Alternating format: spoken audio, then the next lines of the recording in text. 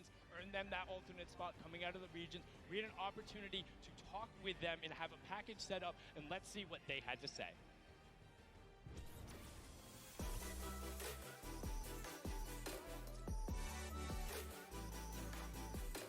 저는 밍이라고 하고 이제 아시아에서 진출하였습니다. 저는 퍼즈라고 하고 아시아에서 진출한 사람입니다.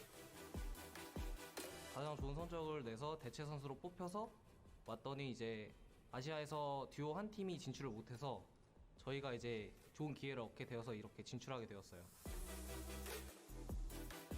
온라인에서 상금을 이렇게 받으면서 같이 경쟁하는 게 마음에 들었다. 유럽 선수들과 해보고 싶었어. 저도요. 게임하기 전에 이제 계속 어떻게 게임을 플레이할지 생각을 하고 하는 거죠. 그냥 연습을 최대한 시간에 맞게 활용을 하고 최대한 많이 노력을 하다 보면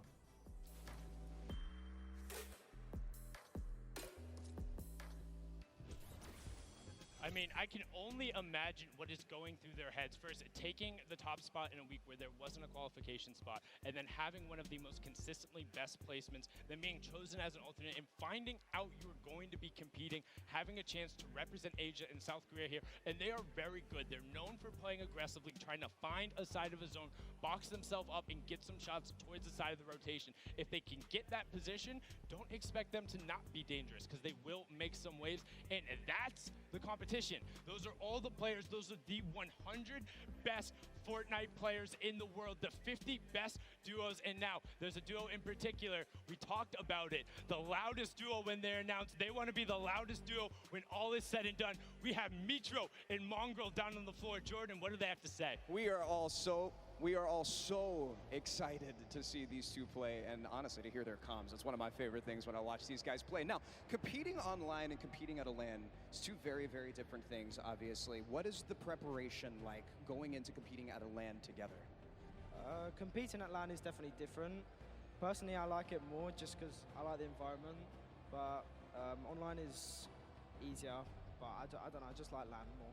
Fair. You can't beat the energy in a stadium like this. A lot of people are really excited and stoked to be here, and especially to see you guys play. We can't wait.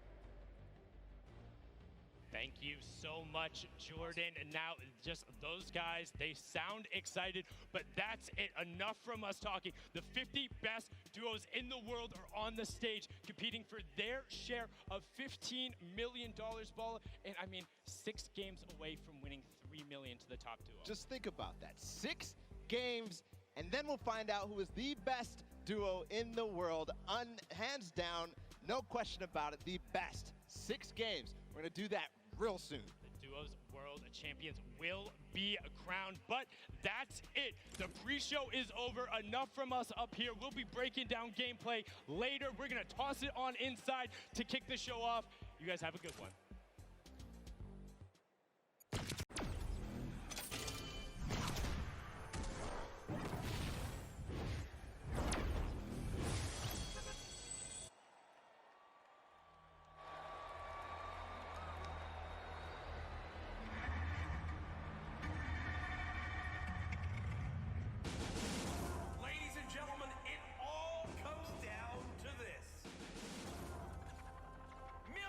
Watching across the world on the biggest stage. Every single player out here, an absolute gamer, Jack. We've never seen anything like this.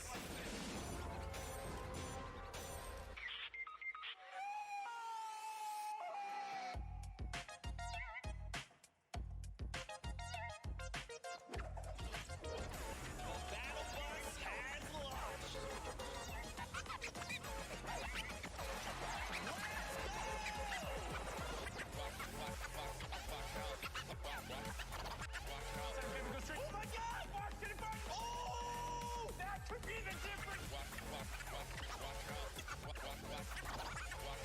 There we go! The G-Wall door! Oh! Okay, I'm gonna lose my freaking voice. It's amazing.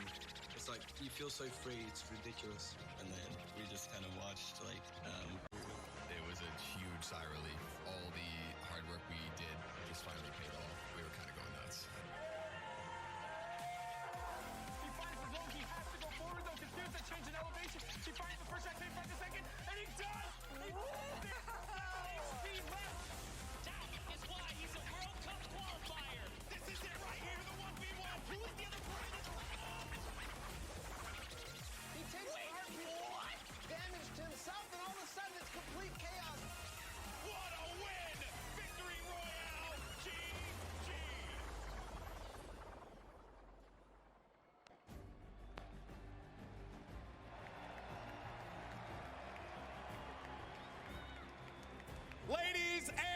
gentlemen, this is the Fortnite World Cup Finals live from my hometown, baby. New York City, where you at?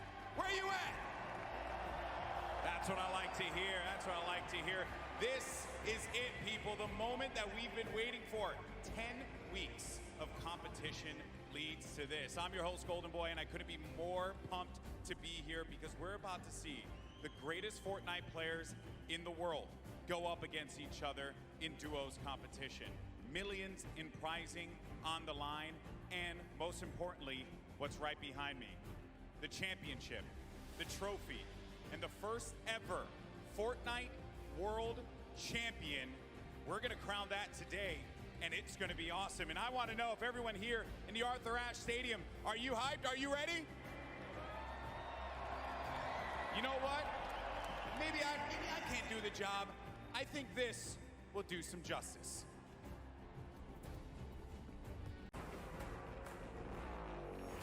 No pain, no gain, no guts, no glory. I'm a one-man army, ain't a one-man army.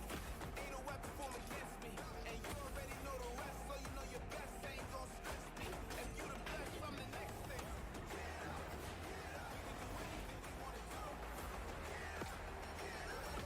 You can do it too.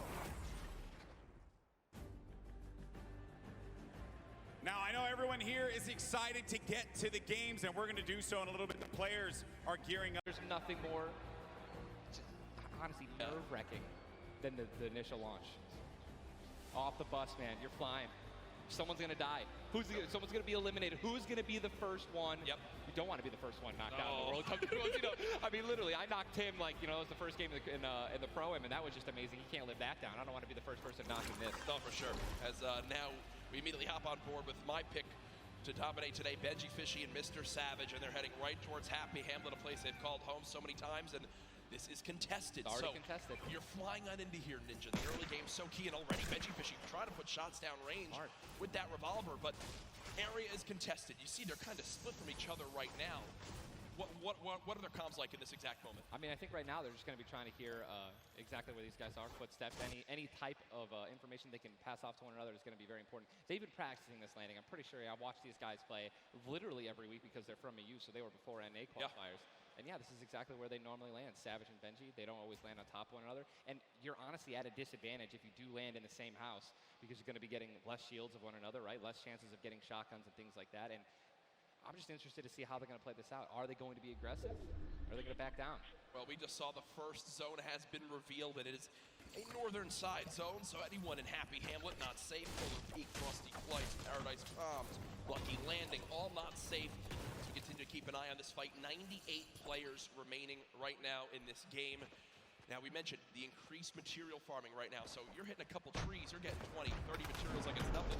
Let's shift our focus, though, towards the middle of the map here at Dusty Divot, and it looks like Landjock and Punisher go out very, very early in this first game to Tetra and on the flip side, the new Rogue members. They're wasting a lot of material right now. You can already see it. You've got only 100 maps left. That's 10 builds. These early game fights are always so detrimental. You have to be very, very, very particular with how many mats you're going to use when you're trying to ramp rush somebody, because if you make it there and they shoot you out and you have no mats, I mean, you're left with literally nothing to protect yourself with. And look at the advantage that you now have. Tetra hasn't had any shields, but because 2 eliminations come on through, he gets both. That's 50 shield per elim, putting him at max HP, and now he can completely change how he takes this fight. It's not like the normal games where you're still stuck at 100 health and you might second guess what you want to do. You might play a little more passively. No, because of those early elims, they now have Dusty Divot to themselves. They pushed out the Asian duo, pushing towards that top Dusty Divot side of XXM and Mend, and now they're sitting pretty. Divot all to themselves. They've got metal galore here, as well as wood. The one material that really be lacking is going to be stone. Yeah, definitely going to be lacking stone. They can get a 500 metal, which is going to be their most valuable asset here, landing in Dusty. What I'm just interested to see is, they have no rotation items when you're looking over there, so hopefully they find something that's going to help them rotate later. There are no balls that spawn in Dusty, so no ballers. It's going to be very difficult to make it to the late game if you guys don't have some sort of crazy rotation. Shadow bombs, anything like that.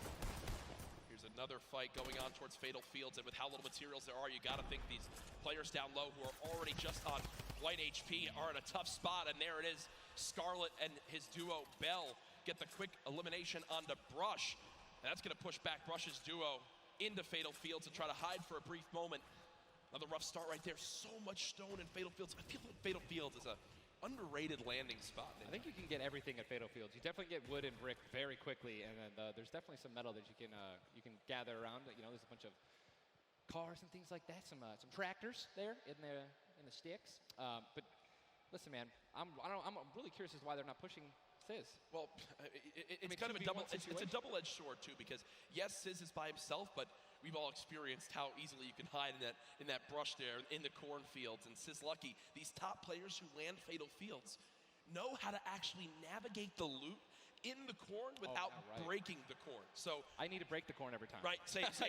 I'm not good enough to know, but there's a certain path you can go on, and Sizz Lucky will actually be able to go back and pick up Brush's cards. So this is key. You think you should go Reboot for it? Vans, remember, when you get brought back, you only have 100 HP and a lot of attention over. If you are Scarlet and Bell, are you sprinting back over that fight? I think so. Now across the map, though, an engagement going out between KBB, Yuang, and their duo up against Vinny and Zexro, and there's the knock right there, Ninja. Drum shotgun's very powerful. It's definitely underrated. You can get inside somebody's 1-by-1 right there. I mean, there's another knock with a drum shotgun, just absolutely wreaking havoc. Yuang trying to take this wall. I think his teammate is not going to be able to stay alive, so it's going to be Zex and Yu. He's got the shield advantage. All he has to do is play this patient. I'm going to be pretty sure that these guys don't have that many materials, so just needs to spray it out and hopefully find a chance to take him down, but he's healing up. Yeah, Zexro has minis as well as big shields, so we'll be able to get back to full shield. And Yuang now in a tough spot. Do I try to go? Zex definitely can interrupt this now. He took too long to start going with the res, but it looks like he's just going to be going for the reloads, taking his time, and he might be dipping out, maybe trying to... He's definitely staying aggressive, but he's going to get the revive off, and now it's a 2-on-1 again. Zexro staying confident, though. Knowing right now still at over 150 HP. The teammate has to be at 30 health. The wall comes through, trying to spray it, and it's not going to happen. And you see Zexro right there, hands right to his head. Some solid damage done, but Yuang dropped down to 59 HP. But with that elimination, we'll bump back up to over 100. Very, very